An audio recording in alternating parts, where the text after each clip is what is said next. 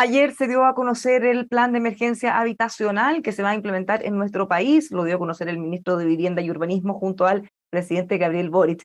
Para indagar en contenidos, queremos saber todos los detalles. Estamos justamente con el ministro Carlos Montes, ministro de Vivienda y Urbanismo. ¿Cómo está, ministro? Muy buenos días. Buenos días, muy bien, aquí estamos, contentos de lo que hicimos ayer. Fue un acto bien potente porque no solo se presentó el plan, sino que estuvieron ahí presidentes de las dos cámaras, estuvieron parlamentarios, senadores, diputados, estuvo el presidente de la Cámara de la Construcción y otros empresarios, estuvieron el presidente de la CUT, de la ANEF, en fin, muchos ministros, había como 10 ministros del Estado. ¿Por qué? Porque se valora esto, o sea, se valora de que el problema de la vivienda es un tema nacional de gran envergadura y tenemos que asumirlo porque todos tenemos responsabilidad en esto. Y ahí presentamos una serie de elementos, pero lo principal es que el eje es trabajar en torno al déficit. O sea, el déficit y cómo se distribuye entre regiones y comunas, y tener un plan de respuesta en los lugares donde hay mayor necesidad, con mucha creatividad. ¿Cuáles son las líneas? La primera es que estamos diversificando en este plan la manera de acceder a la vivienda. O sea, no hay uno o dos caminos, sino que hay 10 caminos para llegar a la vivienda. Ese fue, ministro, Tenemos. perdón que lo interrumpa, pero para que vayamos parando en cada punto, ese fue uno de los puntos que más se destacaron, justamente que sea diversificado desde distintos puntos de vista. O sea, por un lado hay distintas soluciones para distintos tipos de problemas, distintas personas que van a participar. Ya no va a ser solo necesariamente un tema del ministerio, sino que más bien van a ser bajadas locales con alcaldes, con autoridades regionales y el mundo privado también. Cuéntenos un poco más de esa diversificación.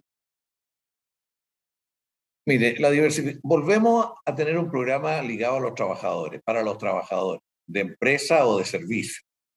Por ejemplo, en este momento estamos trabajando con los trabajadores del Hospital Sotero del Río, hay un terreno que lo pone el servicio, a partir de eso hay un conjunto de cosas y se va a construir un conjunto para los trabajadores del Hospital Sotero del Río, también con algunas empresas privadas que no quiero nombrar hasta no tener formalmente, pero de las grandes empresas, y eso va a permitir que los trabajadores tengan acceso a la vivienda porque no habían tenido.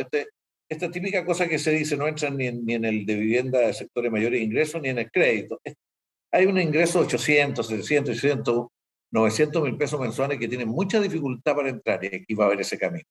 La segunda cosa que quiero destacar, por el otro lado, es la vivienda rural. La vivienda rural no está funcionando, entonces estamos redefiniendo el plan. Vamos a llegar con cooperativa y con vivienda progresiva, industrializada. Después tenemos también todo lo que se refiere a los municipios. A los municipios y a las oficinas de las autoridades llegan normalmente familias que están fuera de todo, que no tienen ningún tipo de solución. Y nosotros estamos proponiéndole a los municipios que haya una línea que el municipio sea propietario de una cantidad de viviendas para poder tener soluciones de transición con la familia cuando hay una situación de violencia intrafamiliar, cuando hay un incendio, cuando hay un conflicto matrimonial fuerte, o muchas situaciones que viven los municipios, de enfermedades, de repente, en fin, y tener una capacidad para responder. Además, y este es un grupo de vivienda, el municipio pone el suelo, el ministerio aporta los subsidios y ellos llevan adelante el proyecto. Respecto a otras líneas, tenemos la vivienda para arriendo, de arriendo a precio justo, pero son 20.000, de las 260.000, 20.000 son para arriendo. Tenemos también una cosa que vamos a recuperar, que es que los serbios van a ejecutar directamente proyectos. O sea, hay un terreno, por ejemplo, incluso un terreno del Ministerio de la Vivienda por aquí cerca, y queremos que luego se empiece a construir un edificio por el serbio para las necesidades, para los programas que tenemos, y para personas que tienen incluso subsidios que no han podido ejecutarlo porque no encuentran vivienda a ese valor, y eso es más rápido, ¿eh? Y lo pensamos hacer muy pronto. Y así, o sea, tenemos también el programa de los microcondominios, son pequeños lotes. Tenemos el programa con campamentos, que esperamos todos los campamentos. Nosotros tenemos la idea, la meta de resolver la situación de 300 campamentos por la vía de erradicación en el lugar donde están y en determinadas condiciones con urbanización y otras cosas. Todo esto, de todos estos programas van saliendo las 260.000 soluciones. Para esto se requiere suelo. Entonces el suelo es la segunda dimensión del plan, que no es solo tener idea como diversificar. Y para suelo tenemos claro que necesitamos 3.519 hectáreas, ya tenemos 1.700 en ejecución, 608 en estudio, y tenemos que comprar más y que los sectores públicos, Fuerzas Armadas, bienes nacionales, empresas, etcétera, aporten una cantidad apreciable de terreno. Y después a partir de esto organizar un banco. La tercera cosa tiene que ver con modernización de las técnicas constructivas. Esto de la industria, de la vivienda industrializada, esto se usa en Chile, pero en viviendas de otro nivel de ingreso. Se usa en muchas partes afuera. Ahora queremos que haya vivienda social construida con esa tecnología y con esa rapidez, con menos contaminación, con muchas otras cosas positivas. Además de esto, todos los trámites y todo el proceso de los trámites de distinta naturaleza estamos viendo cómo acortarlo. Ahora estamos ahogados con dos problemas. Uno con el Ministerio de Transporte, que es un estudio que hay que hacer que demora muchísimo, hay que ver acortarlo, y otro con los estudios de impacto ambiental. La emergencia hay que compatibilizarla con la necesidad de cumplir estos requisitos, pero hay que acortar los plazos. Las direcciones de obras municipales también son un problema para nosotros, porque hay direcciones que no asumen la emergencia. Y cada día, cada semana es clave, y en eso le pedimos mucha ayuda a los medios de comunicación, que muestren la lentitud que hay a veces. Y también la participación. Todo esto no es posible sin participación. No es posible sin participación de los comités y creamos un centro de estudios, capacitación de formación, estudio y diálogo y participación en esta línea. Bueno, vamos a sacar un programa de radio también, que no queremos competir con usted, pero vamos a sacar un programa de radio los sábados en la mañana que esperamos que sea potente para que hablen los dirigentes, los técnicos, hablen todos. ¿Y usted va a ser el conductor? Bueno, no sé, yo nunca he sido bueno en esas cosas, pero a lo mejor vaya a saber usted.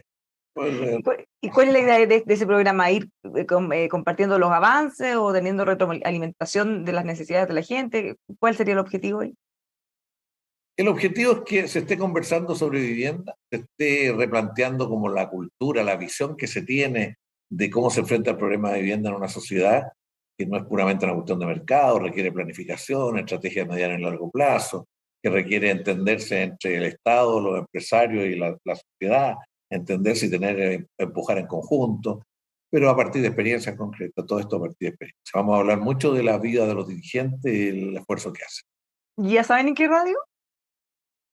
No, estábamos pensando en EMOL, pero nos salía muy caro, pero vamos a ver Oh, pero cómo. aquí pueden tener un excelente espacio, ministro. No, yo Bueno, le pido ayuda de verdad y se lo he dicho otras veces, este es un tema nacional que supera a este ministerio, a este gobierno y todo, porque estamos con riesgos, hay demasiada gente pasándolo muy mal. bueno, nosotros hemos llevado este tema, lo hemos seguido muy de cerca, con usted mismo antes también, incluso como senador. Pero volvamos al principio, porque este plan que usted plantea, que tiene muchas soluciones distintas, para más o menos dimensionar cuál es la situación actual, cuál es el déficit actual. Se hablan de 600.000 viviendas que nos faltan. ¿Cómo ve usted lo que necesitamos? Y además son distintos tipos de necesidades, gente que está en campamentos, gente que está viviendo hacinada con familiares, por ejemplo. ¿Cuál es la foto actual de la situación? La foto actual son entre 600 y 650.000 familias que están sin vivienda, esas que necesitan vivienda, ese es el déficit. La composición en detalle de este déficit tenemos aproximaciones, porque no hay censo desde el 2017, por lo tanto tenemos aproximaciones con antecedentes parciales, y eso es una restricción para planificar, pero el próximo censo nos va a servir mucho.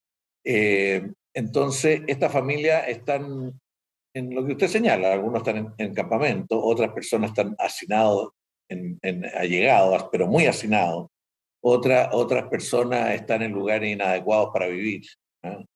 Y hay una parte de los que está postulando que son individuales, que son familias de una persona, que está postulando y que requiere un tipo de solución bien distinta que el resto. Entonces, en los campamentos hay 80.000 familias. Es mucho familias que están repartidas por todo el país.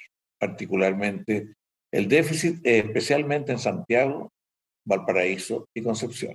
Y la razón de esto es que los programas orientados a los sectores de bajos ingresos en estas tres ciudades no funcionaron bien.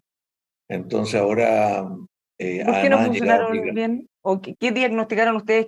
¿Cuál fue el error en el fondo para hacer algo distinto? No, el problema es que el suelo había mucha especulación con el valor del suelo, entonces esos programas supusieron de que había un valor del suelo posible de incorporar, pero la especulación subió muchísimo y dejó fuera a muchas familias de esta solución.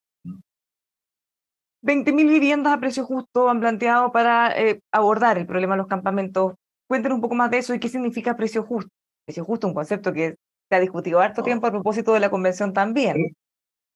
pero esto no es más bien para arriendo a precio justo. Nosotros partimos de un supuesto. Aquí hay gente que requiere arrendar, ¿eh? Que no va a tener solución de casa propia al tiro, va a pasar un tiempo, que requiere tener por distintas circunstancias de la vida.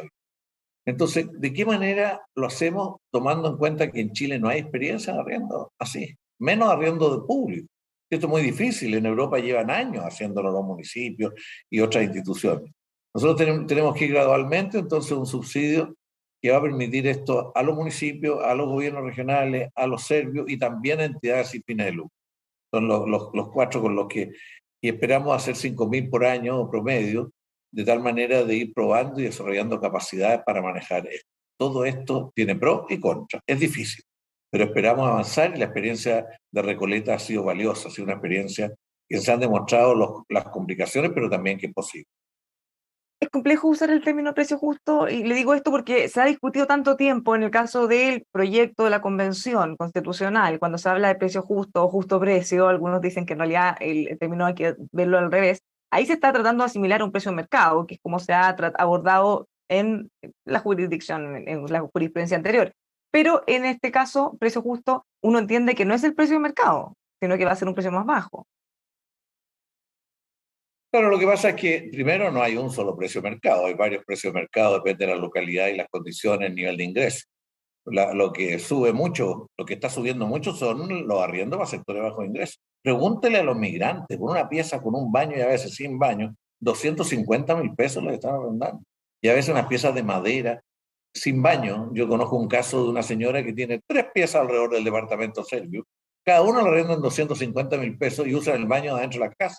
O sea, en condiciones bajísimas de todo. Entonces, lo que el mercado no hay un solo precio de mercado. Pero lo que nosotros estamos diciendo es que aquí tiene que ser un precio en condiciones que la familia pueda responder proporcionales a su ingreso, proporcionales a sus ingresos, y a su vez que no se lo están cambiando a cada rato, que uno de los grandes problemas que tienen los que arriendan hoy día, que tienen presión inmediatamente para subirlo, y la familia no está en condiciones de estar moviéndose, cambiándose, tienen que quedarse ahí, en fin, es muy difícil el arriendo en estas condiciones. Bueno, o sea, se ha abierto otro debate a propósito de la reforma tributaria, si es que los arriendos eventualmente podrían subir, aunque, como ha explicado el ministro Marcel, estamos hablando de tasas que deberían ser muy bajas, o sea, incluso si subiera debería ser poco y va a haber un beneficio tributario al lado que permite de alguna manera paliarlo. Sí, en todo caso, yo creo que el precio del arriendo es altamente sensible a los pequeños movimientos de demanda, ¿eh? Hoy día faltan viviendas por arrendar, faltan a un precio razonable. Entonces la gente está buscando y eso hace que suba. Si nosotros, por ejemplo, subiéramos el subsidio para arrendar, subirían inmediatamente los arriendos. O sea, por el solo hecho de que nosotros subamos los subsidios, suben los arriendos. O sea, por eso no es nuestro tema. Lo mismo que comprar casa usada, si subimos los subsidios para comprarla, suben la casa. Y eso ya se ha demostrado. Entonces, por eso tenemos que tener un nivel de producción para arriendo y es lo que estamos empezando. Esto tiene poca historia. El gobierno anterior, el de Michelle Bachelet anterior, lo trató de hacer y se plantearon 3 proyectos. El único que se logró concretar es en Recoleta, el que está en operaciones ahora, y eso nos ha dado experiencia. Ministro, la gente está viendo esto, por supuesto, y se generan muchas expectativas. Ya lo decía usted mismo, la situación es crítica y se necesita ir avanzando lo más rápido posible, avanzar con la burocracia propia para avanzar con proyectos. ¿Qué le podemos decir? ¿Cuáles son más o menos los plazos? ¿Qué van a tener que hacer eventualmente para poder postular alguna de estas distintas formas de vivienda que usted ha planteado? Miren, cada uno de los programas tiene su forma de postular, no son iguales, ¿eh? El Fondo Solidario y el programa de integración van a seguir prácticamente iguales para postular. En el caso del resto de los programas, cada uno tiene su modalidad.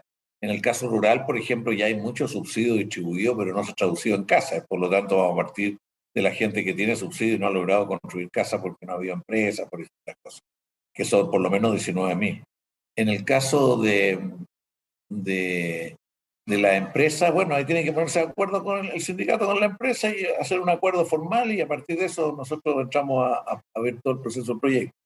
En fin, ahí cada uno tiene su modalidad que lo vamos a sacar en los próximos días, folleto de cada una, para darlo a conocer. Y en el caso de las empresas privadas, usted nos dice, bueno, no va a decir todavía cuáles porque están en negociaciones, pero hay harto interés, o sea, va a haber disponibilidad y disposición de ellas para ponerse a trabajar lo antes posible. Como esto existió antes con otras formas, pero existió lo básico, la experiencia indica que hay interés en la empresa, ¿verdad? Y a veces la empresa más grande tiene más interés, porque quiere tener como una forma de presentarse frente a la sociedad siendo un factor que apoya la emergencia habitacional, pero lo hace a partir de sus propios trabajadores, ¿no? Eso es, pero bajo ciertas reglas que hay que ver. Entonces, yo creo que esto puede ocurrir en Santiago, en región, en fin, puede ser una alternativa. Pero eso hay que verlo en la vida misma. ¿De cuántos recursos estamos hablando? En total, más o menos, ¿cuántos hay a invertir en esto? No, mire, la verdad que no queremos entregar porque estamos discutiendo el presupuesto para el próximo año y también elaborando y viendo los detalles del presupuesto de aquí al 2025. ¿Cuál es la dificultad? La dificultad está en que parte de los costos no son con recursos financieros.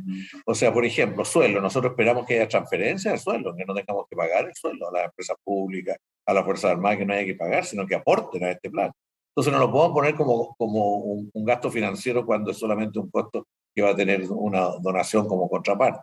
En el caso del programa de vivienda municipal, uno de los requisitos es que el terreno lo ponga el municipio también, ¿entiendes? Entonces, no podemos ser muy Es difícil precisos, cuantificarlo desde ese punto de vista. efectivamente. Además, otra cosa que cometimos incluso el error en un documento, que usted puede poner un promedio, un precio promedio, pero si pone un precio promedio, ahora que el mercado está bajando un poquito el suelo, está bajando, vemos varios proyectos, si ponemos un precio promedio, está por encima del valor real que están. Entonces hay que tener bastante cuidado cómo se construyen esos. Ministro, dentro de todas las últimas conversaciones han llamado la atención declaraciones del presidente Gabriel Boric cuando él dice que hay que pasar del sueño de la casa propia al derecho de la vivienda digna. ¿Qué quiso decir o qué dijo en realidad o cómo lo ven ustedes? Porque se ha interpretado de múltiples maneras en las redes sociales por parte de otras autoridades de oposición. Mire, yo lo veo muy concreto que el presidente dice aquí no basta tener un sueño de tener una casa propia, sino que aquí vamos a trabajar por una vivienda digna. O sea, y por lo tanto hay que exigirnos trabajar hacia eso. Pero yo no le veo otro alcance que todo lo que se ha discutido. Yo estaba en un programa que llamaba Ser muy responsable, porque no cuesta nada exacerbar demandas, no cuesta nada entrar a generar conflictos, no cuesta nada porque hay demasiada necesidad por medio.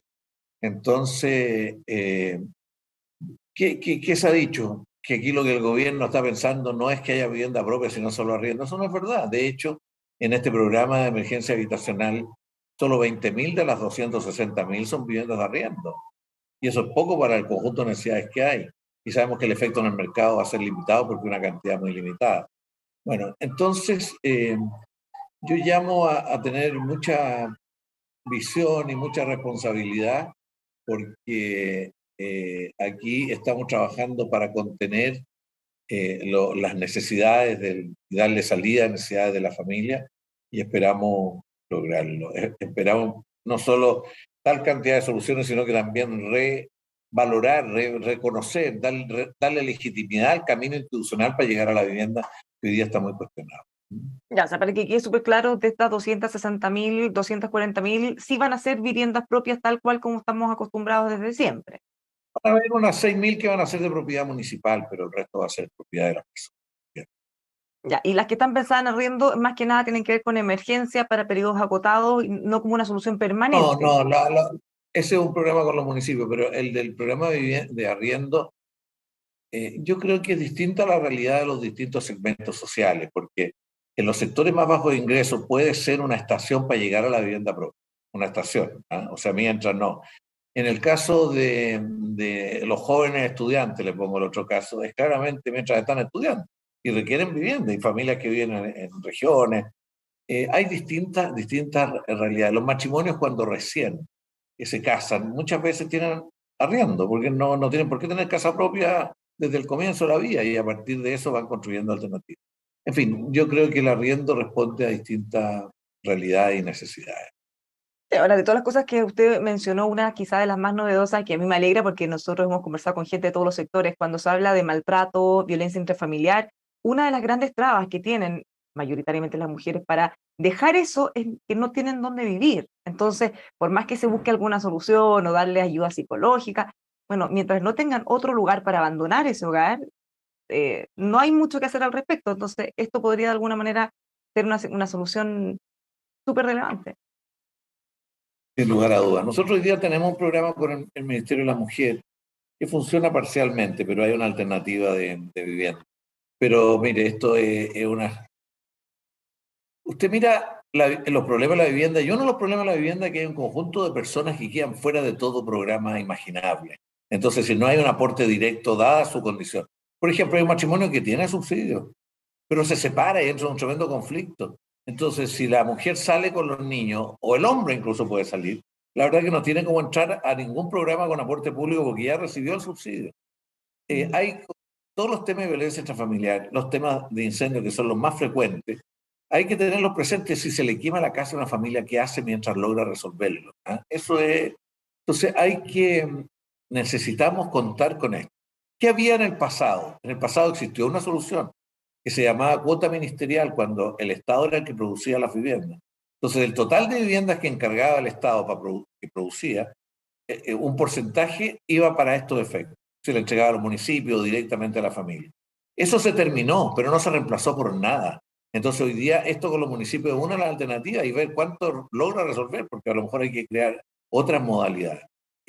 Mire, todos los parlamentarios lo entienden esto, porque en las oficinas de los parlamentarios siempre llegan familias que tienen todo cerrado, no entran por ningún lado. Uno ve aquí al presidente de la República, le llegan una cantidad de solicitudes diariamente, porque son personas que no logran entrar en los programas existentes porque están en situaciones más límites, y esto es una manera de volver a asumir la realidad.